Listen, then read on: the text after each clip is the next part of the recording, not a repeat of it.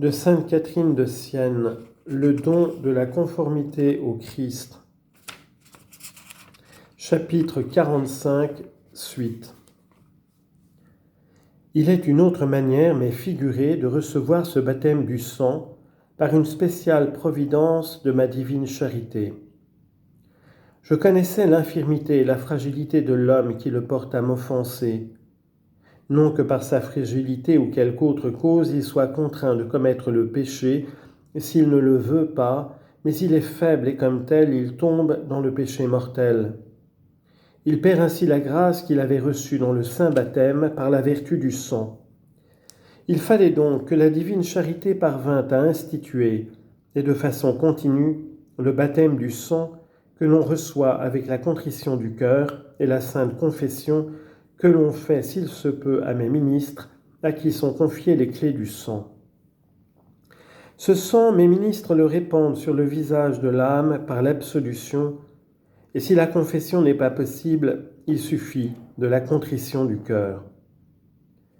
La main de ma clémence vous accorde alors le fruit de ce précieux sang.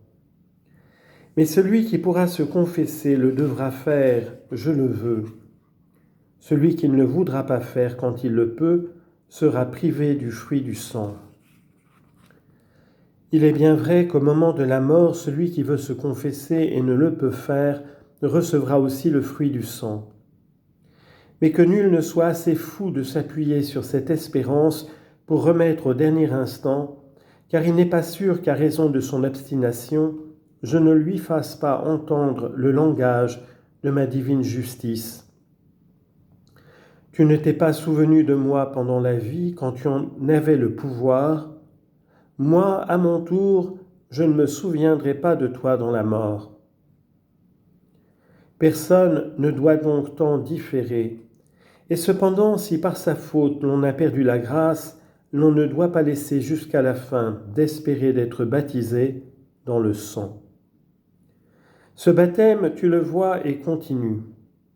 L'âme s'y doit purifier jusqu'à la fin, comme il vient d'être dit. Ainsi donc, mes œuvres, je veux dire les souffrances de la croix, étaient par elles-mêmes finies. Mais le fruit de mes souffrances que vous avez reçu par moi dans le baptême est infini en vertu de la nature divine infinie qui est unie à la nature humaine finie. C'est moi le Verbe revêtu de votre humanité qui est, par la nature humaine, enduré ces supplices.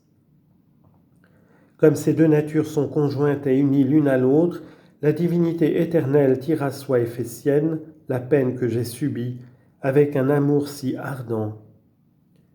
C'est à ce titre que l'on peut dire que cette opération est infinie.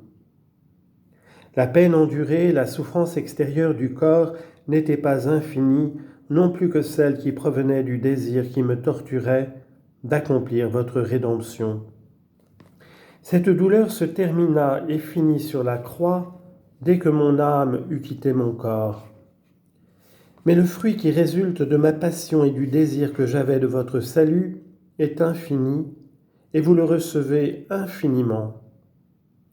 S'il n'était pas infini, il ne s'étendrait pas à la restauration de la race humaine dans tous les hommes passés, présents et à venir.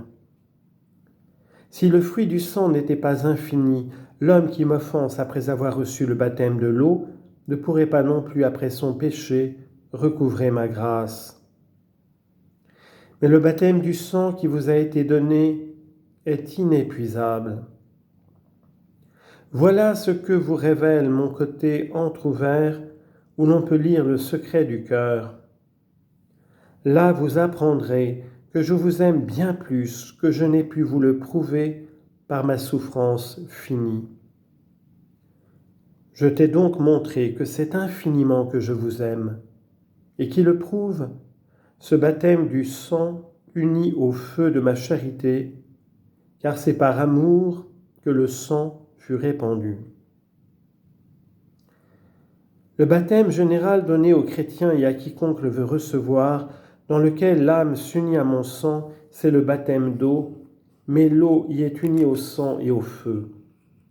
C'est pour vous le faire entendre que, de mon côté ouvert, il coula du sang avec l'eau. J'ai donc satisfait à ta demande. Il reste encore quelques autres points à éclaircir. Je te les expliquerai bientôt.